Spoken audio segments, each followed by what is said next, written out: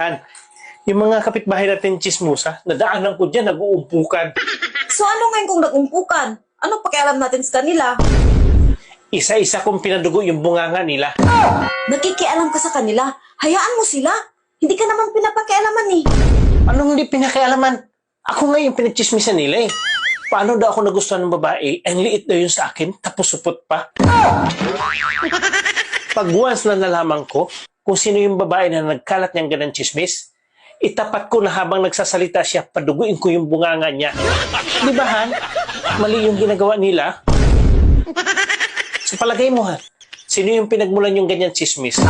Pag once na nalaman ko, hindi ako mag-atubili na paduguin talaga yung bunganga niya. Ano nangyari sa'yo? Bakit hindi ka na nagsasalita? Uy! Ano nangyari sa'yo? Bakit hindi ka na nakapagsalita? Nagsasalita ka naman kanina. Sige daw. Hello, hello, hello. Sige.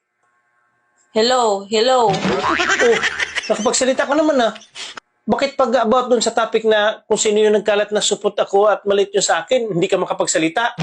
Baka kasi paduguin mo bunganga ko. Ikaw pala yung salamin. Han, totoo ba yung pinagsasabi nila sa labas na yung pansit daw pampahaba ng buhay?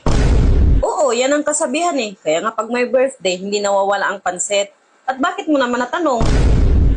May nag-birthday kasi dyan sa kapitbahay natin. Dinala sa ospital. Bakit naman dinala sa ospital? Iwan ko ba nun? Nalaman lang niya na ang pansit pampahaba ng buhay. Nalaman lang niya na ang pansit pampahaba ng buhay, dinala agad sa ospital? Para daw mas mahaba ang buhay niya, kumain ng 5 bandihadong pansit. Ayun, pumutok yung balon-balunan.